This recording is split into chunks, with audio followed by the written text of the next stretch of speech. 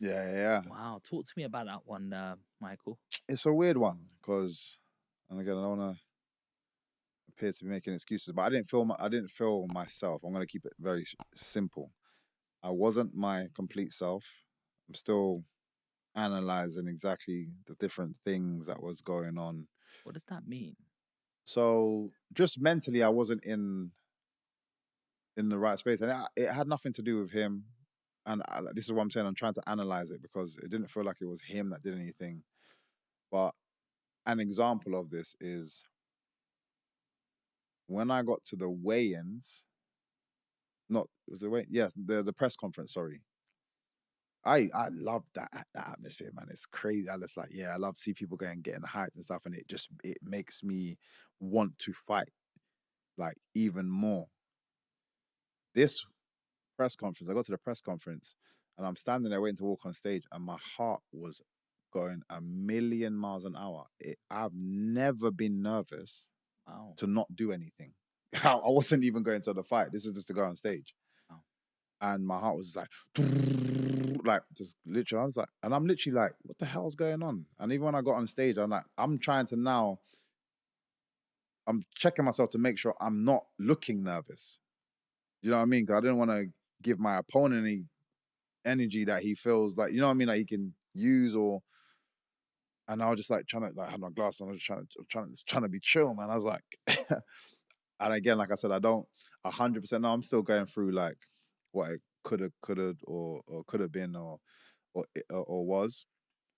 But like I said, I've just never been in that situation, and I've been in big shows and done big things my whole life. It feels like, but for some Are reason, you saying anxiety? Are you I saying couldn't tell you. nervousness? I mean, because nerves can be good as well because it means you But care. that's the thing. My nerves are always the same. It's very it well, again, it's depends what you call it.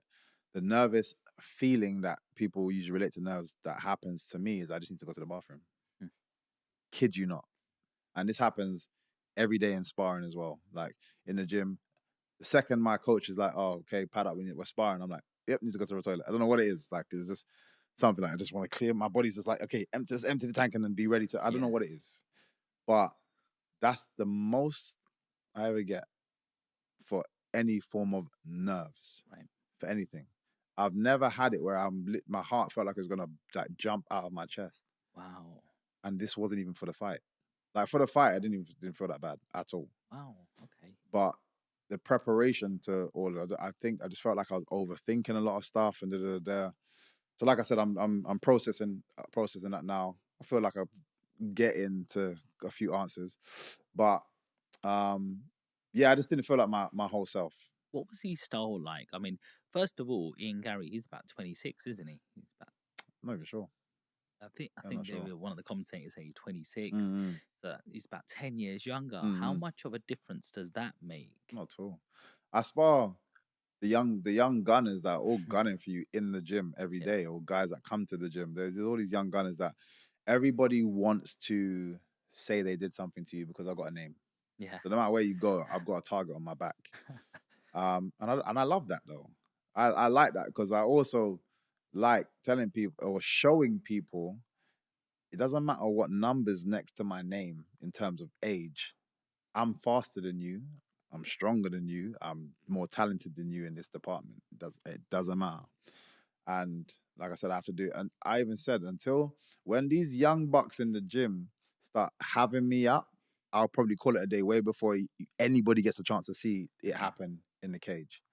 So yeah, that side of it doesn't. He tried to say he's faster than he's stronger than me. Everyone saw what happened. He's nowhere near as fast as me. He couldn't handle my stand up, which is why he changed his game. And I said that is exactly what was going to happen.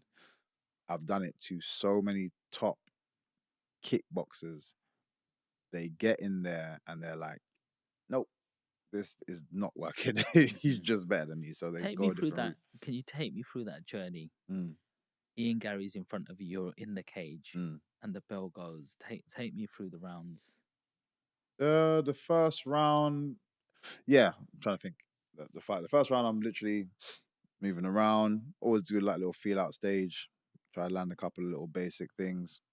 just to get the time and then see what he's twitching. He's got good responses. There's a couple of things I tried to do. I'm like, okay, yep, he's on point. He's key. So I got to step up a little bit more. There was a kick that I saw and I went for, and I just got the timing wrong, and that's when I got tangled up, and we fell to the floor. As I'm getting up, he's smart. He's been working with Damian Maya. For those who know, Damian Maya is one of the OG jiu-jitsu dons in the game. Like he watch any of Damian Maya's stuff, is submission after submission after submission after submission, and he's been working with Damian Maya. He's over in Brazil working with him, one of the greatest to do it in MMA. So obviously his game is adjusted on the floor. He takes my back, literally as he takes my back, and he gets the body triangle, and he's got his hand around my neck.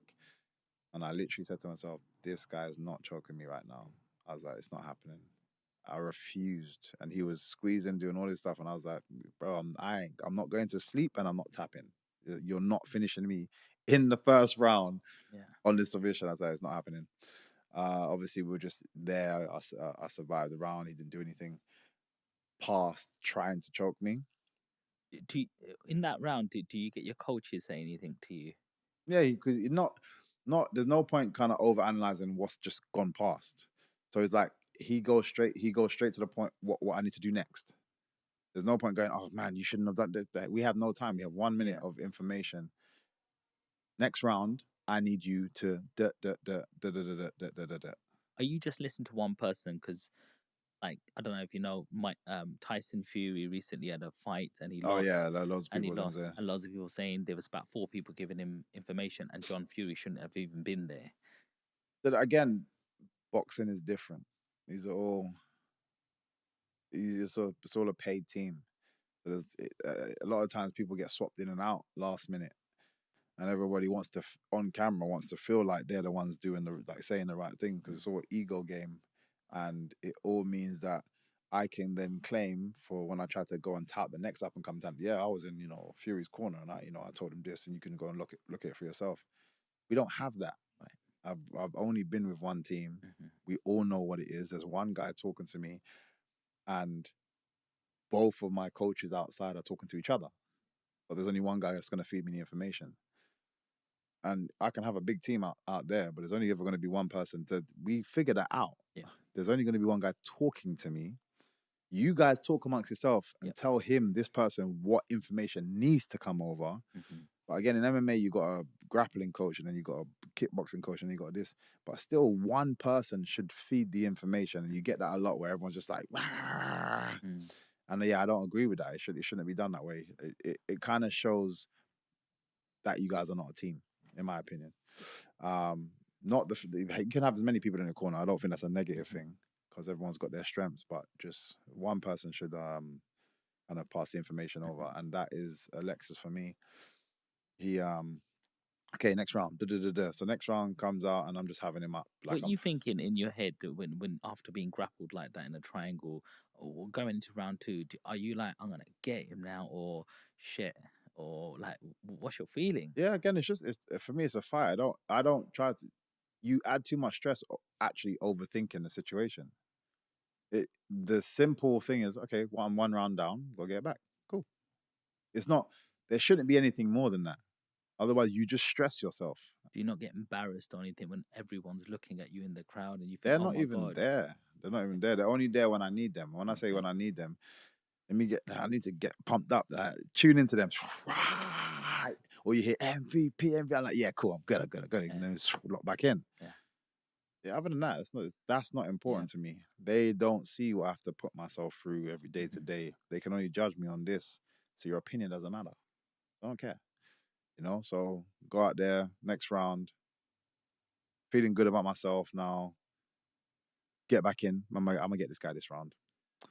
Start finding the shots. I'm landing some nice shots, and he can tell he's now getting more and more frustrated. He's getting more and more tired. Come out, I win that second round. Third round, again, I just made some silly mistakes during the third round, but still was winning. And then made another silly mistake where I was by the cage, and I always do something there. I don't want to go into too many details, but when I'm by the cage, I did something that I don't normally do, and it got tangled up. He took my back again, and then just kind of stayed there.